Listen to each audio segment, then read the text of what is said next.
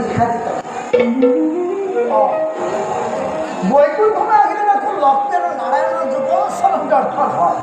কিন্তু আজি তাৰ পৰাকে বঞ্চিত হলো আজি প্ৰথম বৈকুণ্ঠ বুলি দৃষ্টি কোনোদিনে মোক লগত মেলিয়া নহয় মোক লগত লৈহে সকলো আলোচনাৰ পাতো ব্যক্তিক্ৰম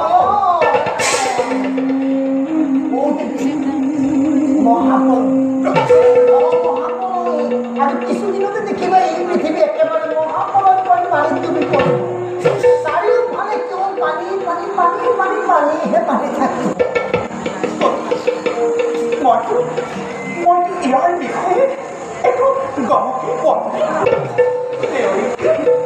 তুমি নাৰায়ণৰ লক্ষণ খোলা নেকি তাকো নাজানো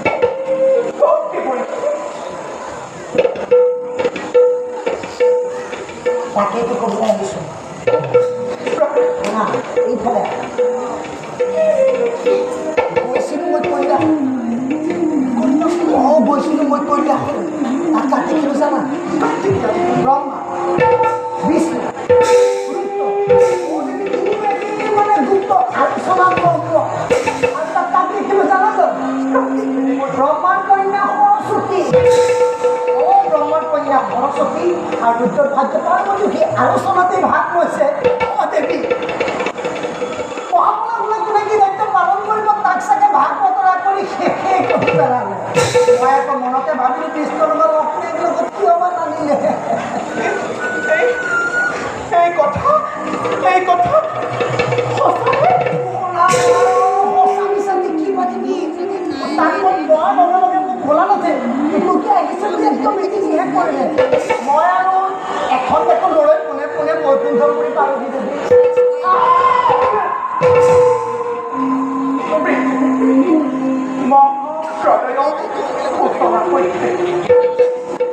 পৃথিৱী অতি ধ্বংস হ'ব তাৰ আলোচনা আজি চলিছে গোপনে মই কমকে কোৱা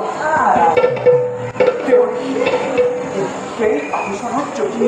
ব্ৰহ্মাৰ কন্যা সৰস্বতী থাকিব পাৰে আৰু শিৱৰ ভাগ্য পাৰ্বতী থাকিব পাৰে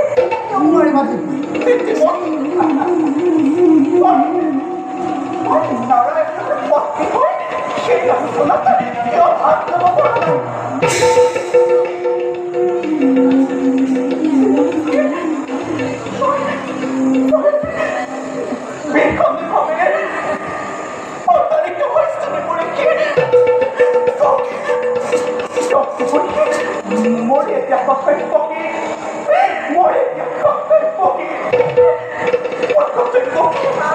নাৰায়ণ ধৈৰ্য তোমাৰ দেৱী অধৈৰ্য নহ'বা তাতোতকৈ ডাঙৰ কথাটো তোমাক কোৱাই হোৱা নাই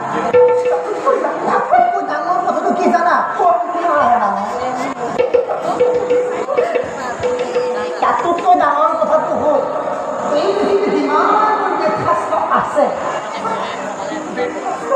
যিমানবোৰ বেদশাস্ত্ৰতে সকলোবোৰ সংগ্ৰহ কৰি ৰাখিবলৈ দায়িত্ব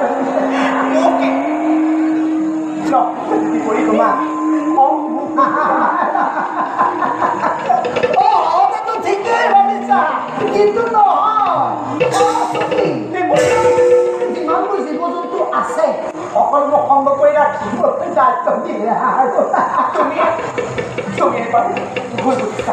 সেই সকলোবোৰ দায়িত্ব প্ৰভু মোৰ বাবে চলিছে তুমি ভুল বুজিছা দেৱৰী তুমি ভুল বুজিছা তোমাৰ আৰু দায়িত্ব দেৱী যিমানবোৰ জীৱ জন্তু আছে সকলোবোৰ সংগ্ৰহ কৰি ৰাখিবলৈ দায়িত্ব দিলে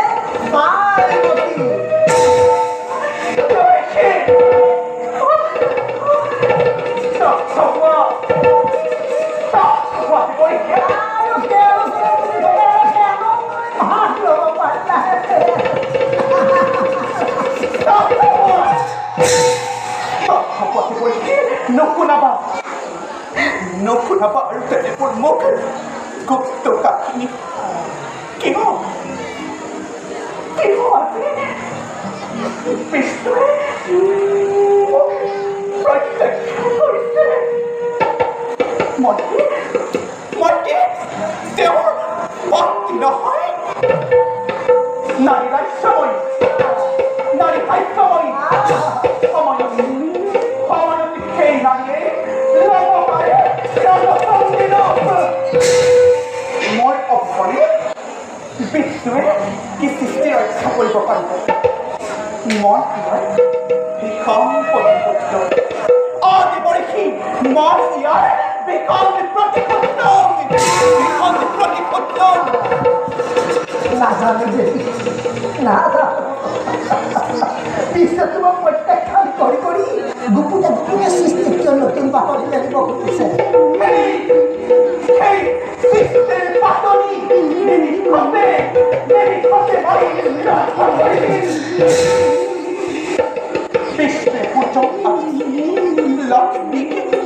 অপমান কৰাৰ পৰিণাম কি ভীষণ হ'ব পাৰে।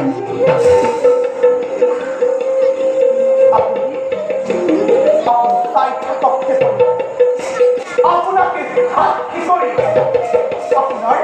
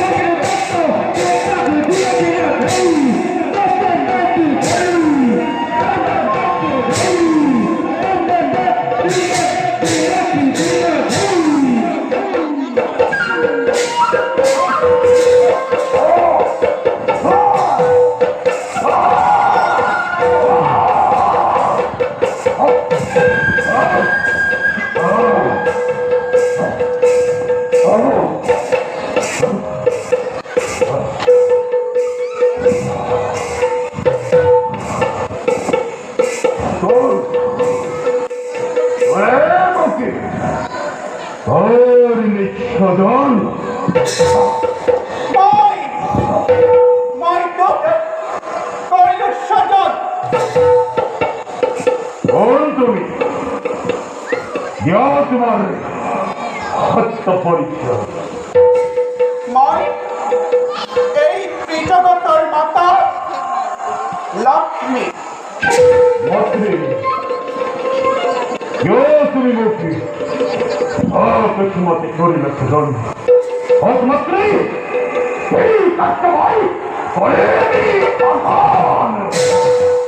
দৈত্য তোক সাধন কৰাৰ উদ্দেশ্য মোৰ মহা অলপ দিনৰ পাছতে পৃথিৱীত মহাপ্ৰলয়ৰ সৃষ্টি হ'ব। দৈত্য চাৰিওফালে পানী কেৱল পানী থাকিব।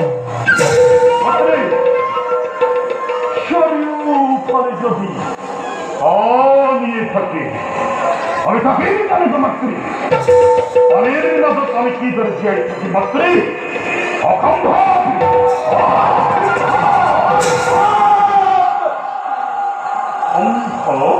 এই সকলোবোৰ সম্ভৱ মাত্ৰী তই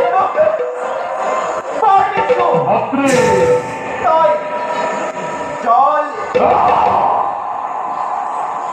ফল আকাশ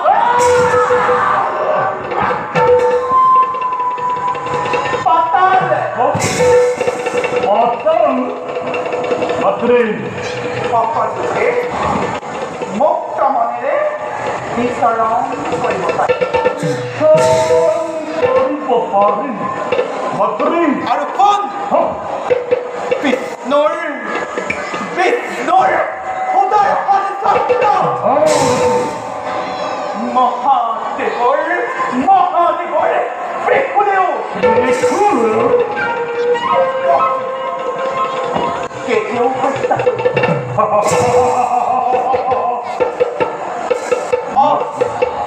আৰু কোন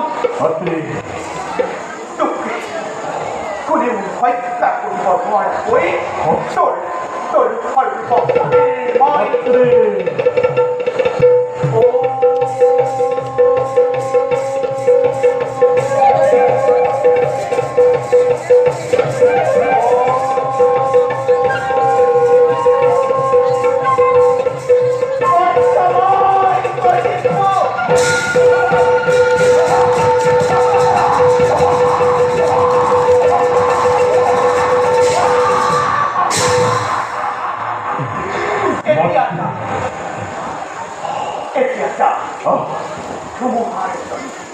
ধুমুহাৰ দৰে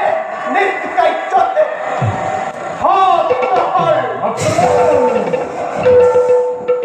মাত্ৰী পুত্ৰ মোৰ পৰিচয় এই খবৰ মাত্ৰী এই নামে মই সংসাৰ ধৰাৰ সত্য মাত্ৰী তোক মোৰ ডিঙিৰ হাড়ৰ পৰা মোৰ ডিঙিৰ হাড়ৰ পৰা স্বজন কৰিছোঁ তোৰ মুখমণ্ডল দেখিবলৈ মুখমণ্ডল দেখিবলৈ তোৰ মুখমণ্ডল দেখিবলৈ ঘোঁৰাৰ দৰে তোৰ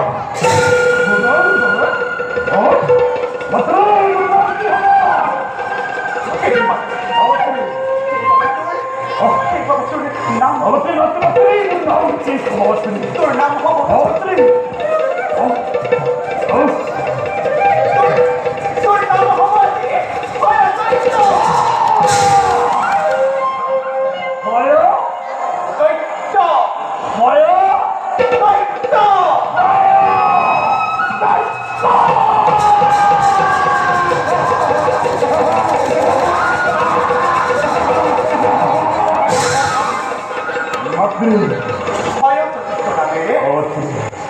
এই পৃথিৱীত তই অবিচনা এতিয়া যা নিজ কৰ্তব্যত অগ্ৰসৰ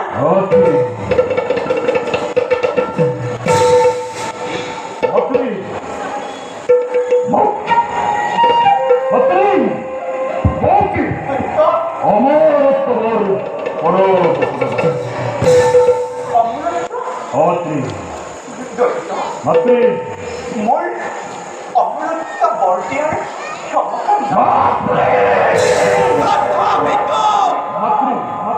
তথাপিতো মই তোক জীৱন প্ৰদান কৰিছো সি একেবাৰে অমৰত্ব বৰৰ দৰে ধৰ্ম সত্য পাতনৰ কোনোদিনেই তোক হত্যা কৰিব নোৱাৰে দৈত্য আৰু এটা বৰৰ ফল প্ৰয়োজন দৈত্য বংশ বৃদ্ধিৰ বাবে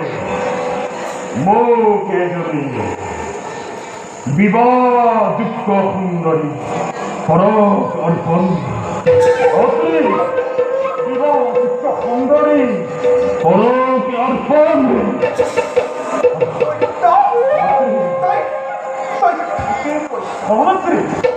এই বিশ্ব ব্ৰহ্মাণ্ডৰ ভিতৰত এই বিশ্ব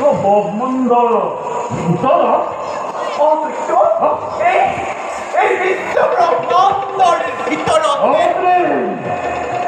ব্ৰহ্মাৰ কন্যা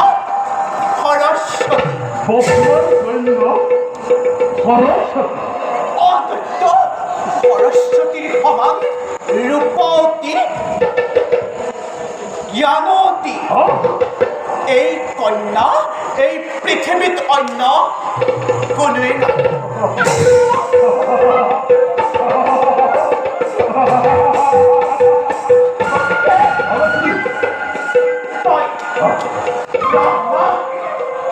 ব্ৰহ্মাক বিবাহৰ প্ৰস্তাৱ দি সৰস্বতীক বিবাহ কৰিম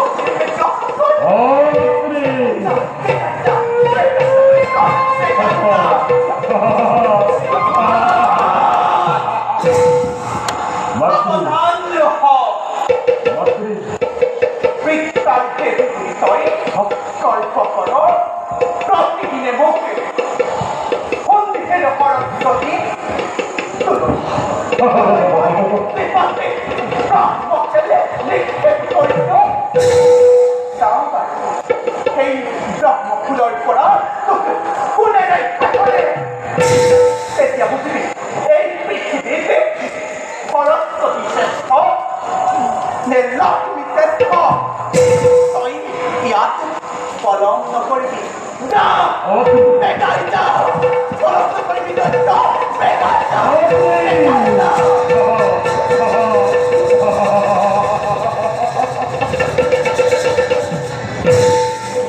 বৰ্তমান কন্যা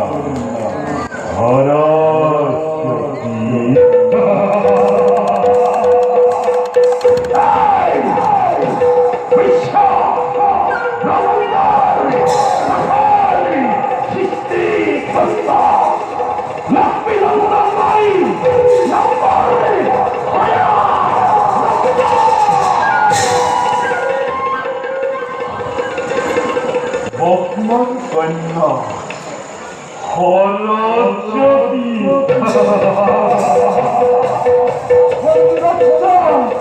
ৰানী ৰানী